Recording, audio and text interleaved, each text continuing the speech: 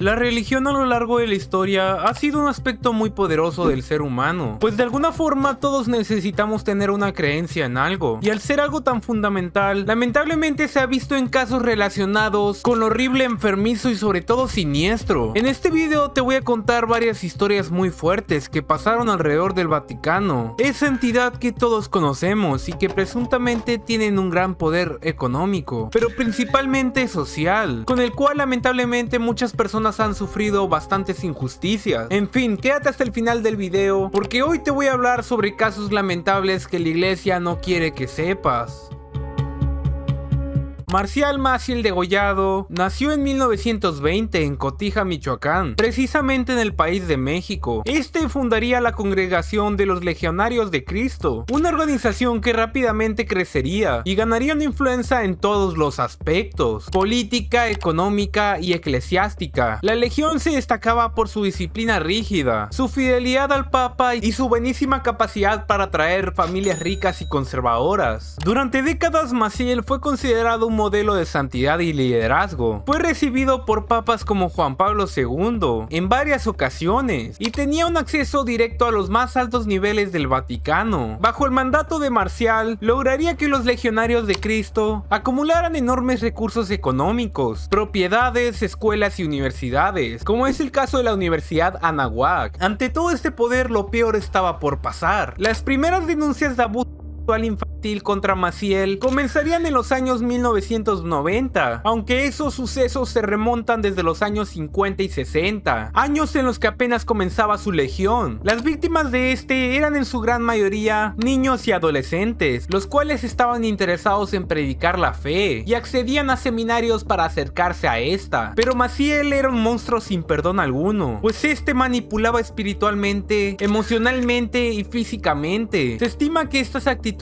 comenzaron incluso cuando Maciel era muy joven, a lo que continuó década tras década, ejecutando este tipo de actos asquerosos y enfermizos. Muchas de estas situaciones se daban con diferentes modus operandi, donde se aprovechaba del poder como padre fundador de su grupo religioso. Incluso este alegaba que tenía ciertas enfermedades físicas, para esta forma justificar la presencia de los niños cerca de él, al punto que incluso los invitaba a su cama. Aparte, algo que se repite en este tipo de casos es que decía tener permisos del Papa para recibir favores especiales. Después de que cometía los repudiables actos, amenazaba a los niños diciéndoles que denunciarlo o señalar sería ofender a Dios y destruir la legión. Pero por si esto te parecía poco, las cosas solo van a empeorar más.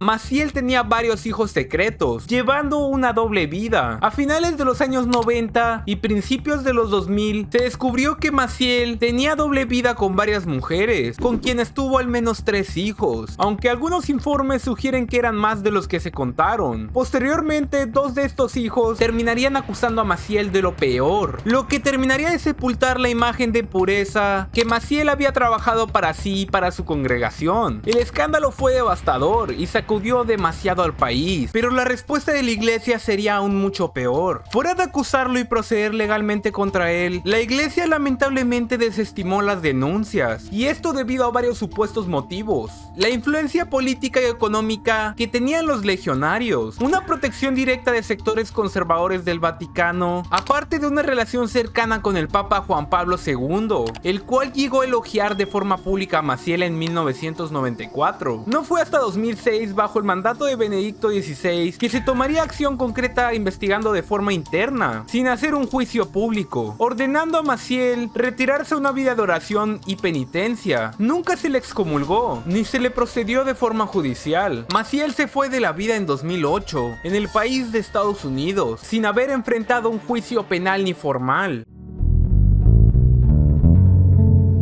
El caso del que te voy a contar es uno de los más significativos del mundo. Esto por varias razones: la magnitud de los abusos, la complicidad institucional que hubo por detrás y el impacto que tuvo en romper el silencio que había en esos tiempos sobre este tipo de casos en la Iglesia Católica. Aquí te detallaré todo de forma cronológica y profunda. Este escándalo fue destapado en enero de 2002. Un famoso periódico de nombre The Boston Globe publicaría una serie de reportajes titulada Spotlight, que revelaría que al menos 90 sacerdotes habían tenido encuentros con más de 1000 menores. Este número es real, pero probablemente fueron muchos más, y que la arquidiócesis de Boston los había encubierto de forma sistemática, esto durante varias décadas. Pero ¿qué descubrieron estos periodistas? El equipo de investigación de la revista descubrieron varios puntos importantes, y estos eran cómo la iglesia trasladaba a los sacerdotes culpables de una parroquia a otra, sin advertir a los miembros ni a las autoridades civiles. Incluso se hacían acuerdos extrajudiciales con las familias de las víctimas, a cambio de que estos mantuvieran todo en silencio. Aparte de que muchos de los que cometían estos actos eran reincidentes y seguían teniendo acceso a niños incluso después de haber sido denunciados múltiples veces. Pero lo peor de todo es que uno de los arzobispos, una persona con mucho más poder que un sacerdote, exactamente el cardenal Bernard Law, sabía perfectamente lo que ocurría, y no solo decidió no actuar, sino que ayudó a encubrir todos estos casos. No voy a profundizar demasiado en cada uno de los casos de la revista, pero hay uno a destacar que me parece deleznable, y este se trataba del padre John Geoghegan, el cual se dice que se aprovechó de al menos 130 niños en 3 décadas, recibiendo protección por varios obispos, incluidos el cardenal Law que te mencioné anteriormente. Aunque fue retirado formalmente del sacerdocio en 1998, fue recién arrestado en 2002, para que en 2003 fuera arrebatado de su vida por otro recluso en la cárcel. Las consecuencias que tuvo la iglesia en esta lista de casos fue una total burla, pues ante la presión pública y mediática, el cardenal Law, que encubría todo esto, terminaría renunciando en diciembre de 2002, aparte de ser trasladado al Vaticano, en donde recibiría un cargo honorífico, y encima jamás sería juzgado de forma penal. Murió tranquilamente en 2017 en el país de Roma, sin haber enfrentado ninguna consecuencia legal.